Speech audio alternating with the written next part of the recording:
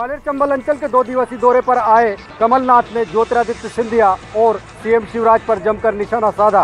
आज press conference के दौरान कमलनाथ ने सीएम शिवराज को नालायक तक कह दिया।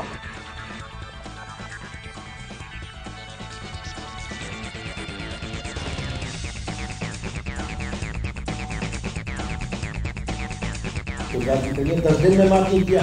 शिवराज जी आप इससे नालायक तो नहीं है? 53 लाख कर्जा नहीं माफ पहचान नहीं सकते, कैसे कार्रवाई होगी? कमलनाथ के नालायक वाले बयान पर सीएम शिवराज ने पलटवार किया है और माना जा रहा है कि आने वाले विधानसभा उपचुनाव में इस तरह के बयान अब लगातार देखने के लिए मिलेंगे। उपचुनाव से पहले शिवराज सरकार हर वर्ग को खुश करने की कोशिश कर रही है। इसी कड़ी में मुख्यमंत्री शिवराज सिंह चौहान आज वनाधिकार महोत्सव में शामिल हुए। इस वनाधिकार महोत्सव के दौरान प्रदेश भर में 22,000 से ज़्यादा वनवासियों को पट्टे दिए गए। मुख्यमंत्री शिवराज सिंह चौहान ने इस दौरान अलग अलग जिलों से जुड़े वनवासियों से सीधे वर्चुअली संवाद भी किया। मुख्यमंत्री ने ऐलान किया है कि जिन वनवासियों को ज़मीन के पट्टे दिए गए हैं उनके खेतों पर या फिर पट्टी की जगह पर पानी की उपलब्धता सुनिश्चित कराई जाएगी। मुख्यमंत्री ने इस दौरान एक और बड़ा ऐलान करते हुए ये कहा है कि प्रदेश में आदिवासियों पर लगे छोटी धाराओं के केस वापस लिए जाएंगे। मुख्यमंत्री शिवराज सिंह चौहान ने इसके साथ ही वनवासियों के बच्चों की पढ़ाई और विदेश में पढ़ाई को लेकर कई और ऐलान भी किए। इस कार्यक्रम में मुख्यमंत्री शिवराज सिंह चौहान के साथ मंत्री मीणा सिंह और ओम प्रकाश सकलेचा भी मौजूद रहे। प्रदेश की कैबिनेट मिनिस्टर इमरती देवी की मुश्किलें बढ़ सकती हैं। चुनाव आयोग ने इमरती देवी के वायरल वीडियो को लेकर राज्य सरकार और कलेक्टर से जवाब मांगा है। दरअसल डबरा में जनसंपर्क के दौरान इमरती देवी ने कहा था कि सत्ता और सरकार जिस कलेक्टर को कह दे वो सीट जिताकर उपचुनाव में जीत दिला देगा। इस पूरे मामले को लेकर कांग्रेस ने चुनाव आयोग से शिकायत की थी और राज्य सरकार पर सरकारी तंत्र के दुरुपयोग का आरोप लगाया था। इस पूरे मामले को अब चुनाव आयोग ने संज्ञान में लेते हुए जिला कलेक्टर और राज्य सरकार से रिपोर्ट मांगी है। उसके बाद चुनाव आयोग आगे की कार्रवाई करेगा। बहरहाल अब इस पूरे मामले को लेकर जिस तरीके से कांग्रेस ने चुनावी मुद्दा बनाने की तैयारी की है उसके बाद मंत्री इमरती देवी और बीजेपी की मुश्किलें उपचुनाव में बढ़ सकती हैं। फसल बीमा की राशि के नाम पर बैतूल के हजारों किसानों के साथ भद्दा मजाक हुआ है। चिचोली ब्लॉक के गोधना गांव के किसान पूरन लाल धावले के खाते में फसल बीमा का मात्र 1 रुपये आया है। इसी तरह हजारों किसान ऐसे भी हैं जिनके खातों में 100 या 50 रुपए से कम की बीमा राशि आई है। इस पूरे मसले को लेकर किसान आक्रोशित भी हैं, दुखी भी हैं। अब ये गलती राजस्व मामले की है, बैंक की है या फिर सरकार की, लेकिन इतना ज़रूर तय है कि किसान अब चाहते हैं या तो सरकार उनका बीमा ना करवाए और अगर बीमा करवाया जाता है तो उन्हें सम्मानजनक तरीके से बीमा की राशि दी जाए। छिंदवाड़ा में एसडीएम के मुंह पर कालिक पोतने के मामले में शासन ने कड़ा रुख अख्तियार करते हुए कांग्रेस नेता बंटी पटेल पर रासुका की कार्रवाई की। कांग्रेस के ये नेता लंबे समय से चौरई में हुए फसलों को नुकसान के मामले में मुआवजे की मांग कर आंदोलन कर रहे थे। किसानों की समस्याओं को लेकर पदयात्रा निकालते हुए कार्यालय का घेराव कर रहे कांग्रेस कार्यकर्ताओं ने एसडीएम सीपी पटेल के चेहरे पर कालिक पोत दी थी। इसके बाद पुलिस और प्रशासन के अफसरों ने 21 कांग्रेस कार्यकर्ताओं पर एफआईआर दर्ज कर मामले की जांच तेज कर दी थी। उधर इस मामले में डिप्टी कलेक्टर, तहसीलदार संघ और पटवारी संघ ने आंदोलन की चेतावनी दी है।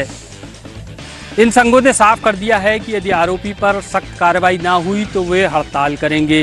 इतना ही नहीं, आंदोलन तेज भी किया जाएगा। न्यूज़ 18 की खबर का बड़ा असर हुआ है, जहां अपनी पति की मौत के बाद सोशल मीडिया पर वीडियो वायरल करने वाली पत्नी के मामले में जिला प्रशासन ने जांच शुरू कर दी है। अपने पति की मौत के बाद सरकारी व्यवस्थाओं की पोल खोलते हुए वीडियो वायरल करने वाली नेहा तिवारी की शिकायत पर जिला प्रशासन ने कार्रवाई शुरू कर दी है। जिले के कलेक्टर करमवीर शर्मा ने इस सिलसिले में एक जांच दल गठित कर दिया है, जिसमें एडीएम, पुलिस अधिकारी और चिकित्सक शामिल हैं। यह जांच दल इस पूरे घटनाक्रम की डिटेल रिपोर्ट कलेक्टर को प्रस्तुत करेगा, जिसके बाद दोषी चिकित्सकों पर कार्रवाई की जाएगी। गौरतलब है कि 12 दिनों पूर्व कोरोना संक्रमण से आशीष तिवारी की जान मेडिकल अस्पताल में हो गई थी। मौत हो जाने के बाद पीड़ित की पत्नी नेहा तिवारी ने मेडिकल की व्यवस्थाओं पर सवाल खड़े करते हुए पूरे मामले में जांच की मांग की थी। वायरल वीडियो में पत्नी ने मेडिकल की स्वास्थ्य व्यवस्थाओं पर न केवल सवाल उठाए थे बल्कि दोषी चिकित्सकों पर तत्काल एफआईआर करने की मांग भी की थी। इस सिलसिले में सामाजिक संगठन और शहर के कई लोग आगे आए थे और आज जिले के कलेक्टर से इस पूरे मामले में जल्द से जल्द कार्रवाई की मांग भी की है। इस पूरी खबर को न्यूज़ 18 ने प्रमुखता से दिखाया था, जिसके बाद जन आक्रोश भी कहीं ना कहीं पीड़ित पत्नी के समर्थन में सामने आया है। कोरोना संकट के चलते बीते 5 महीनों से स्कूल बंद है, ऑनलाइन क्लासेस जारी है, लेकिन अब कक्षा 9वीं से कक्षा 12वीं तक के स्टूडेंट्स डाउट्स क्लियर करने के लिए स्कूल पहुंच सकते हैं। इसको लेकर एक SOP भी जारी की गई है, यानी जब बच्चे स्कूल पहुंचेंगे तो स्कूल के मुख्य द्वार पर इस तरह से जो सैनिटाइजर मशीन है वो रहेगी और स्क्रीनिंग एक मशीन है वो रहेगी, जिसमें बच्चों का तापमान चेक किया जाएगा और उनको सैनिटाइज किया जाएगा और उसके बाद ही बच्चों को अंदर एंट्री दी जाएगी। और जब बच्चे क्लासरूम में पहुंचेंगे तो फिर से ये जो स्क्रीनिंग है वो स्क्रीनिंग की जाएगी और जो इस तरह से जो सैनिटाइजर है वो सैनिटाइज हाथों को किया जाएगा, टेम्परेचर चेक किया जाएगा कि आखिर जो स्टूडेंट्स हैं उनका कितना तापमान है। उसके बाद जो स्टूडेंट्स हैं उनको अंदर एंट्री दी जाएगी और एक जो क्लासरूम है उसमें बैठक व्यवस्था भी इस तरह से की गई है, क्योंकि ये जो बेंचेस हैं इनको फिलहाल हटाया नहीं जा सकता है। इसीलिए जिस बेंच पर स्टूडेंट्स बैठेंगे उन बेंच पर सही का निशान लगाया गया है। जिस बेंच पर बच्चों को नहीं बैठना है, यानी 6 फीट की दूरी बनाकर रखनी है, उन बेंच पर क्रॉस का निशान लगाया गया है, यानी इन बेंच पर स्टूडेंट्स को नहीं बैठना, ये बेंच खाली छोड़नी है। और इस तरह से ये जो बैठक व्यवस्था यहाँ पर की गई है और स्टूडेंट्स के क्लासरूम में आने से पहले पूरे स्कूल को और क्लासरूम को इस तरह से सैनिटाइज किया जा रहा है, ताकि जो स्टूडेंट्स हैं उनको किसी भी तरह से कोई दिक्कत ना हो। हालांकि अभी भी जो पेरेंट्स हैं उनका जो परमिशन लेटर है वो लेकर स्टूडेंट्स को स्कूल आना होगा, वो दिखाना होगा, तभी उसके बाद स्टूडेंट्स को क्लासेस में स्कूल में एंट्री दी जाएगी। हालांकि अभी इस आदेश को लेकर भी अभी असमंजस है, अधिकारियों के साथ बैठक की जा रही है। अगर इस आदेश को लेकर कोई असमंजस रहेगा, यानी कि पूरी तरह से सहमति नहीं बन पाती है, तो फिर इस आदेश को यानी डाउट्स क्लियर करने को लेकर भी जो 9वीं से कक्षा 12वीं तक के स्टूडेंट्स को बुलाने की बात कही जा रही है, उस आदेश को भी आगे एक्सटेंड करने की तैयारी की जा रही है। सूबे के प्रसिद्ध अस्पताल हमीदिया में अब कोविड के मरीजों को ऑक्सीजन की कमी का सामना नहीं करना पड़ेगा, क्योंकि जो नया वार्ड बन रहा है उसमें 40 ऑक्सीजन कंसंट्रेटर लगाए जाएंगे। इन 40 ऑक्सीजन कंसंट्रेटर से 80 मरीजों को फायदा मिलेगा और सही समय पर उन्हें ऑक्सीजन मुहैया हो सकेगा। हमीदिया अस्पताल में भर्ती कोरोना मरीजों को ऑक्सीजन संकट से निजात दिलाने के लिए ऑक्सीजन कंसंट्रेटर मशीन लगाई जाएगी। इन मशीनों से कोरोना के गंभीर मरीजों को सीधे हवा दी जाएगी। अस्पताल में 40 ऑक्सीजन कंसंट्रेटर पहुंच गए हैं। जल्दी इन्हें इंस्टॉल करने का भी काम शुरू किया जाएगा। इसकी समीक्षा के दौरान हमीदिया अस्पताल प्रबंधन ने संभागायुक्त को ये जानकारी दी है कि मशीन हवा के प्रति मिनट 5 लीटर मेडिकल ऑक्सीजन बनाएगी। एक मशीन का उपयोग 2 मरीजों को हवा देने के लिए किया जा सकेगा। इस तरह इन ऑक्सीजन कंसंट्रेटर से एक साथ 80 गंभीर मरीजों को ऑक्सीजन दी जा सकेगी। हमीदिया प्रबंधन का फोकस इस ओर है कि कोरोना के गंभीर मरीजों को बेड भी मिल सके और साथ ही साथ ऑक्सीजन की कमी भी पूरी हो सके।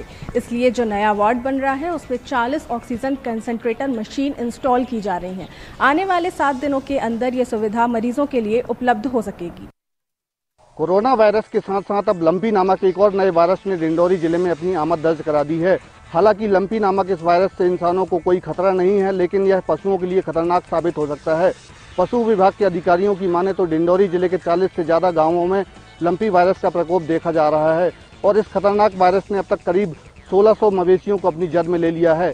बताया जाता है कि करीब 1 महीने पहले उड़ीसा में लंपी नामक इस वायरल को ट्रेस किया गया था, जो छत्तीसगढ़ से होते हुए डिंडोरी आ पहुंचा है।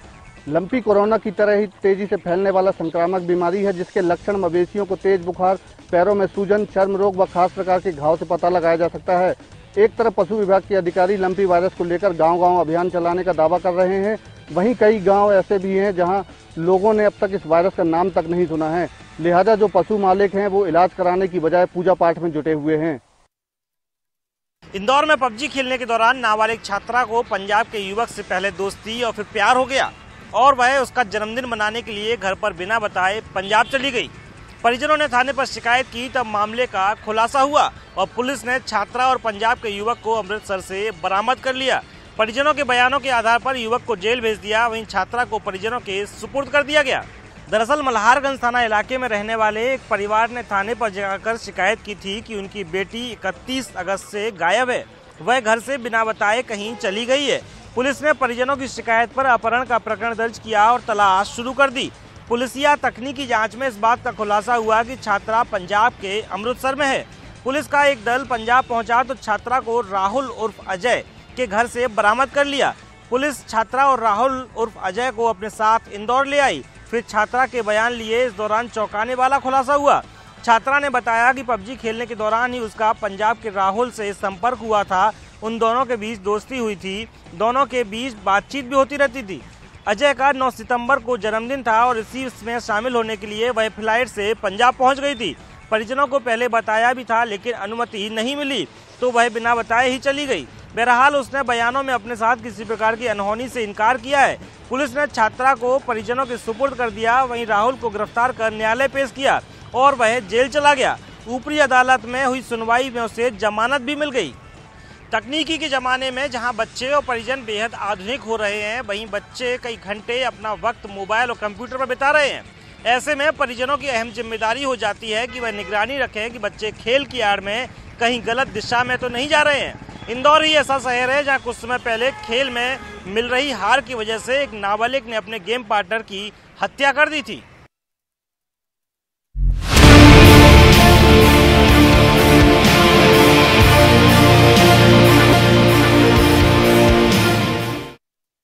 कोरोना संक्रमण के चेन को तोड़ने के लिए आखिरकार राज्य सरकार को केंद्र सरकार के राह पे चलने के लिए मजबूर ही होना पड़ा। राज्य सरकार ने कलेक्टरों को अधिकार दिए कि लॉकडाउन को लेकर कलेक्टर निर्णय ले सकते हैं और आखिरकार कलेक्टरों ने वही निर्णय लिए जो केंद्र सरकार पहले लॉकडाउन का निर्णय लेती थी। बहरहाल राजनीति की बात कर ली जाए तो कांग्रेस उस वक्त में केंद्र सरकार के लॉकडाउन पे कटाक्ष करती थी, तो आज राज्य सरकार के सामने लॉकडाउन ही एकमात्र विकल्प दिखाई पड़ रहा है, क्योंकि सरकार का दावा है, प्रशासन का दावा है कि लॉकडाउन करने से ही कोरोना का चेन, संक्रमण का चेन टूट पाएगा, अन्यथा दूसरा कोई विकल्प दिखाई नहीं पड़ रहा है। बहरहाल देखना होगा कि राज्य सरकार के द्वारा निर्देशित करने के बाद विभिन्न जिलों में लगे लॉकडाउन का असर कितना कुछ होता है, क्योंकि बीते दिनों ही राज्य सरकार के निर्देश पे कलेक्टरों ने 15 दिनों का लॉकडाउन लगाया था, जिसके बाद संक्रमण के दर में और इजाफा हुआ था और सितंबर माह में सर्वाधिक कोरोना के नए मरीज सामने निकल के आए हैं। बहरहाल देखना होगा कि इस बार के लॉकडाउन के बाद क्या कुछ असर होता है।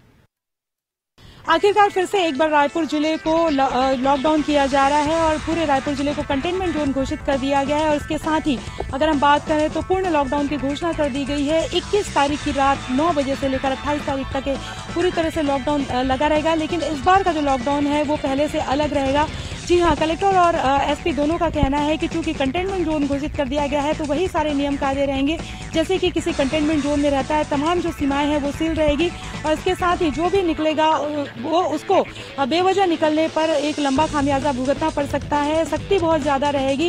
इस बार पेट्रोल भी केवल पुलिस कर्मियों को और इसके साथ ही अगर बात करें फायर ब्रिगेड और एसेंशियल सर्विस में जो है उन्हीं को मिलेगा और किसी को भी पेट्रोल नहीं दिया जाएगा। और बेवजह लोग पेट्रोल पंपों तक पहुंचे या फिर सड़क में दिखाई दिए तो उनकी गाड़ी 15 दिनों तक सीज कर दी जाएगी। इसके साथ ही मामला दर्ज किया जाएगा।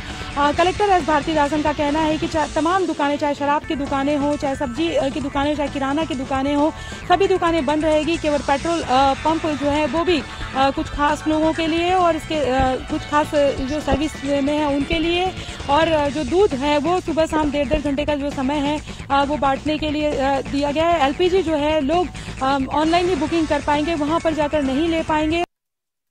दुर्ग जिले में बढ़ते कोरोना संक्रमण के मद्देनजर अब जिला प्रशासन के द्वारा लॉकडाउन लगाकर अब इस संक्रमण को रोकने का प्रयास किया जाएगा। दुर्ग जिले में 20 से 30 सितंबर के मध्य लॉकडाउन रहेगा। इस लॉकडाउन के दौरान में हर संस्थान बंद रहेंगे। अति आवश्यक कार्यों वाले संस्थानों को बस छूट दी गई है। इसके अलावा राशन दुकानें और जितने भी जो संस्थान है, दुकानें, वो सब बंद रहेंगी ताकि इस संक्रमण को रोका जा सके। ये 6वीं बार ऐसा हो रहा है जब दुर्ग जिले में लॉकडाउन लगने वाला है। इसकी सारी तैयारियां पूरी कर ली गई हैं। लोगों से अपील की जा रही है कि वे इस लॉकडाउन को गंभीरता से लें, अपने घरों से बाहर ना निकलें ताकि इस जो कोरोना की जो संक्रमण को रोका जा सके। पिछले पखवाड़े भर की यदि बात किया जाए तो लगातार दुर्ग जिले में कोरोना के संक्रमण जो है वो बढ़ता जा रहा है, मरीज सामने आते जा रहे हैं। एक एवरेज के मुताबिक में 300 मरीज रोजाना सामने आ रहे हैं। वहीं इस तरह से दुर्ग जिले में करीब 7,500 लोगों से अधिक लोग आज कोरोना संक्रमण का शिकार हुए हैं। वहीं कई नामचीन लोगों को भी अपनी जान गंवाना पड़ा है। तो इस तरह तरह से कोरोना संक्रमण एक भयावह रूप लेता जा रहा है, वहीं जो है कोरोना संक्रमण के बढ़ने के कारण व्यवस्थाएं जो चरमराती जा रही हैं। तो यही वजह है कि अब जिला प्रशासन जो है वो कोरोना संक्रमण को रोकने के लिए लॉकडाउन लगा रहा है और लॉकडाउन का पूरी तरह से पालन करने की लोगों से अपील की जा रही है। लेकिन सबसे बड़ी बात यह है कि 1 महीने के भीतर ये दोबारा फिर से लॉकडाउन लगने वाला है। इस वजह से जो व्यापारी हैं, जो छोटे छोटे व्यवसाय करके अपना और अपने परिवार का पेट भरते थे, उनको भारी दिक्कतों का सामना करना पड़ रहा है, क्योंकि बार बार लॉकडाउन लगने की वजह से इनका व्यापार जो है वो बेहद प्रभावित हो रहा है। और इन्होंने ये भी मांग की थी कि किसी तरह से लॉकडाउन ना लगाया जाए, लेकिन प्रशासन को कोई विकल्प मौजूद नहीं दिखा और इस वजह से अब लॉकडाउन लगाया जा रहा है। अब देखने वाली बात ये होगी कि इस लॉकडाउन को जिस उद्देश्यों के साथ में लगाया जा रहा है वो उद्देश्य की पूर्ति कहाँ तक हो पाती है। 2 हफ्ते के लॉकडाउन के बाद एक बार फिर जिला प्रशासन ने बाजार को खोल दिया है और आज से लॉकडाउन समाप्त कर दिया है, जिसके बाद सुबह 6 बजे से रात 9 बजे तक मार्केट खुला रहेगा और लोग यहाँ आना जाना कर रहे हैं। और आप देख सकते हैं कि लोगों की भीड़ अभी से अब दिखने लगी है। वहीं कोरोना का जो कहर है वो लगातार बरकरार है। अब तक जिले में कोरोना संक्रमितों की मरीजों की जो संख्या है वो 6300 से ऊपर है और वहीं लगभग 3200 लोग डिस्चार्ज होकर अपने घर पहुंच गए हैं और साथ ही 3000 जो लोग हैं उनका उपचार अभी भी ज़िले के अलग अलग अस्पतालों में जारी है। तो कहीं ना कहीं जो लोगों की जो ये भीड़ है वो एक बार फिर स्वास्थ्य विभाग और जिला प्रशासन की नींद उड़ा सकता है। सोशल डिस्टेंस का पालन नहीं किया जा रहा है, सोशल डिस्टेंस की धज्जियां उड़ाई जा रही हैं और लोग इन चीज़ों से अभी भी परे हैं और लापरवाही लगातार देखने को मिल रही है। और वहीं ज़िले में अब तक लगभग 64 जो है लोगों की मौत कोरोना के कारण हो चुकी है। नेशनल हेल्थ मिशन के 13,000 से अधिक कर्मचारियों ने आज से अनिश्चितकालीन हड़ताल शुरू कर दी है। नियमितीकरण की मांग को लेकर ये सारे कर्मचारी हड़ताल कर रहे हैं, जिससे सीधा असर कोरोना संक्रमण में काम कर रहे स्वास्थ्य व्यवस्था पर पड़ेगी, क्योंकि अधिकांश संविदा कर्मचारी ही अधिकांश जगहों पर ये काम कर रहे हैं और ऐसे में इनके हड़ताल पर चले जाने से स्वाभाविक है कोरोना संक्रमित की जो है जिस तरीके से पहचान की जा रही है उसको लेकर जो काम किया जा रहा है उसमें प्रभाव पड़ना लाजमी है।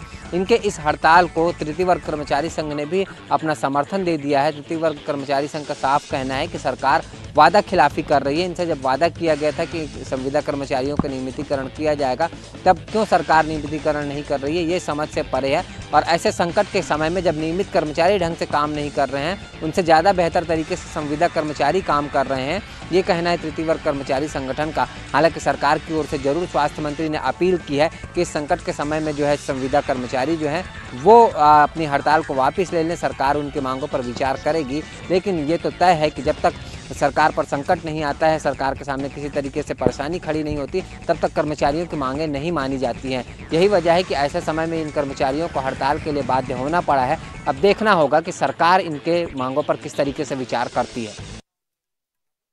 कांकेर से आमाबेड़ा की सड़क जर्जर है। आज़ादी के बाद अब तक की सड़क मरम्मत नहीं होने से यहाँ के लोगों को आने जाने में काफ़ी दिक्कतें हो रही है। बता दें, कांकेर से आमाबेड़ा जाने वाली जो सड़क है करीबन 40 किलोमीटर है और इस 40 किलोमीटर को तय करने के लिए कम से कम 4 से 5 घंटा लोगों को लगता है। और इस सड़क इतनी जर्जर है और कीचड़ भरी हुई है, जिससे लोगों को आने जाने में काफ़ी दिक्कतें हो रही है। 90 गांव के लोग इस सड़क के लिए कई बार आंदोलन कर चुके हैं, लेकिन शासन प्रशासन की ओर से सड़क की मरम्मत नहीं करने से यहाँ के लोगों को काफ़ी दिक्कतें हो रही है। बता दें, इस आमाबेड़ा क्षेत्र में करीबन 20 से 22 हज़ार लोग निवास कर रहे हैं, जिससे मुख्यालय तक आने के लिए दिक्कत का सामना करना पड़ रहा है। ये जो सड़क आप देख रहे हैं ये कीचड़ भरी हुई है और बरसात के दिनों में लोगों को आने जाने में काफ़ी दिक्कतें हो रही है। ये एक बड़ा सवाल है कि 15 साल बाद सरकार बदली है और एक नई सरकार के पास अपनी नई उम्मीद भी जागी थी।